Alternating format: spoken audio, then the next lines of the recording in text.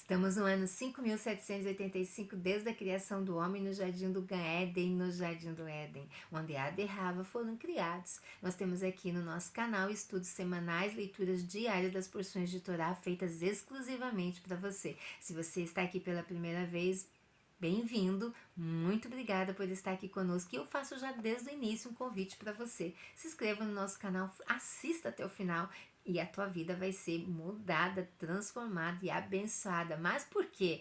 Pelas minhas palavras? Não, pela palavra do Eterno, que é instrução para o caminho do sucesso. Então eu te convido, se você já é inscrito, muito obrigada por estar aqui conosco. Curta, compartilha, comenta e ajude a crescer aqui a palavra do Eterno a outras vidas que ainda não conhece. Não esquecendo, você é luz que brilha em meio às trevas. Então vamos acender aí essa luzinha aqui, que é a Torá dentro do nosso coração, né? Que é maravilhoso. Eu, Nara Chaves, no Torá e Prosa. Hoje nós vamos no quinta porção da leitura da Parashá Bechalar, quando ele enviou, né? Quando ele enviou, e aconteceu que quando o faraó deixou ir o povo, o Eterno não os levou pelo caminho da terra dos filisteus que estava mais perto, porque o Eterno disse, para que porventura o povo não se arrependa, vendo a guerra e volte ao Mitzrayim, volte ao Egito,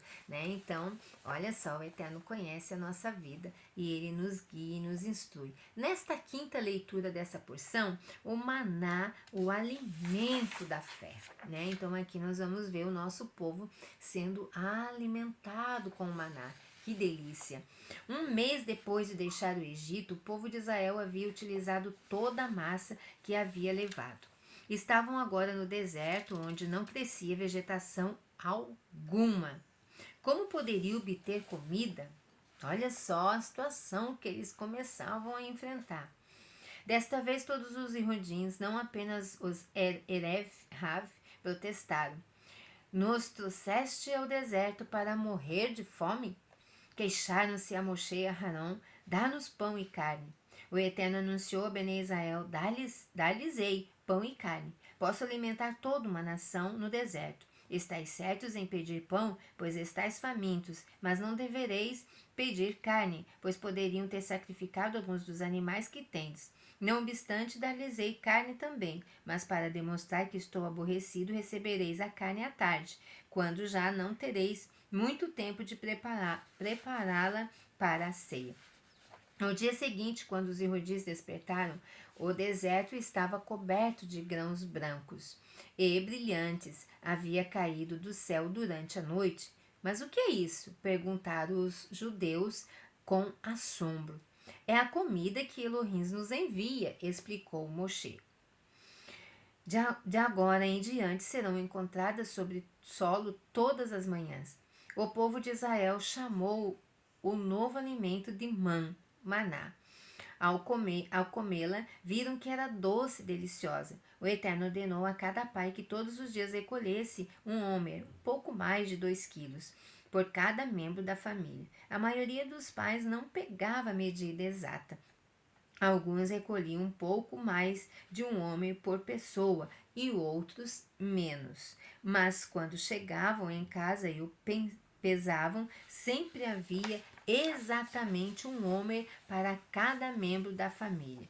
Se havia recolhido a menos, o maná aumentava. Se fosse demais, o maná diminuía.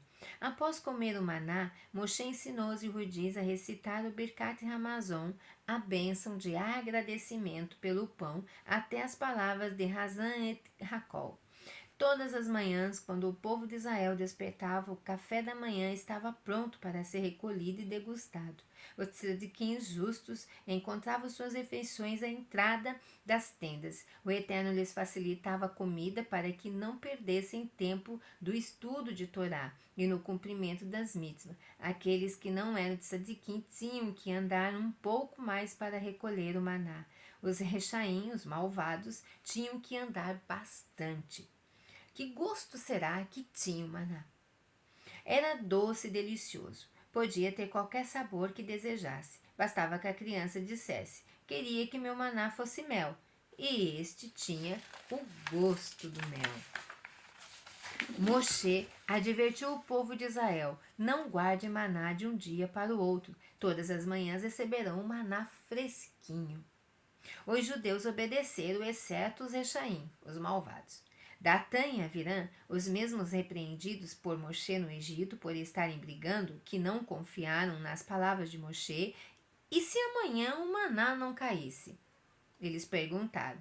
Guardaram um pouco só para ter certeza, mas tiveram uma surpresa desagradável quando eles guardaram. Não puderam comer o resto do maná no outro dia porque tinha um odor horrível e estava cheio de vermes. Moshe estava aborrecido com Datã e Avirã.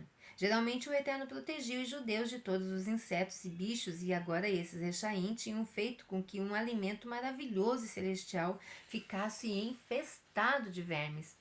Quando chegou a sexta-feira, Erev, a véspera de Shabat, aconteceu algo estranho. Os pais recolheram um homer de maná como de costume, mas ao chegarem em casa viram que a porção estava duplicada. Cada homem se transformava em dois.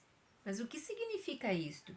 Moshe explicou: amanhã é Shabat e não cairá maná, pois Shabat é o dia santo e de descanso, dia sagrado. Todas as sextas-feiras recebereis porção dupla de maná para durar até o final de Shabat. Agora, alguns não acreditaram, outros desobedeceram a ordem. Sairemos no Shabat para buscar maná. Naturalmente, tratava-se de Datã e Avirã. Porém, por mais que procurassem, não acharam maná em lugar algum. O Eterno estava descontente com eles e castigou-os por seu comportamento. O Eterno ordenou então a Moshe: guarda um pouco de maná num frasco para que as futuras gerações possam saber como os rudins se alimentaram no deserto. Durante a travessia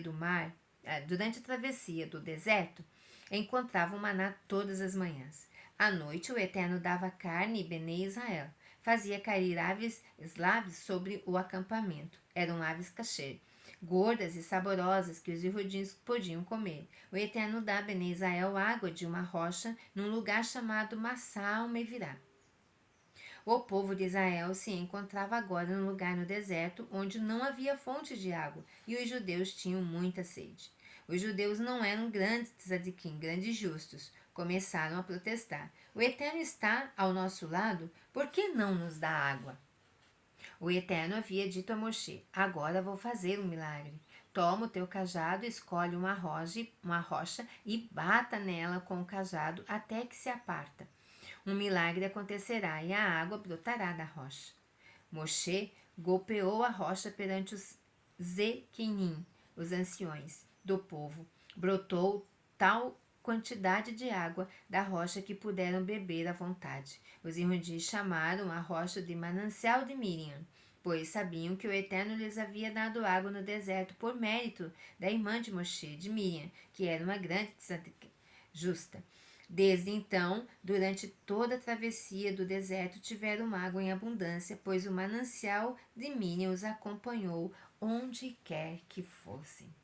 O Eterno, quando nós confiamos nele, ele não deixa nos faltar nada. Ele sabe de toda a nossa necessidade.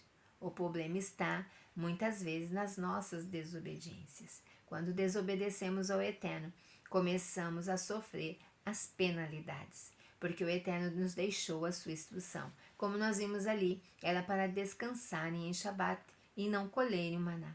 Então eles colheram demais, ou eles saíram a colher maná em Shabat e não tinha para colher.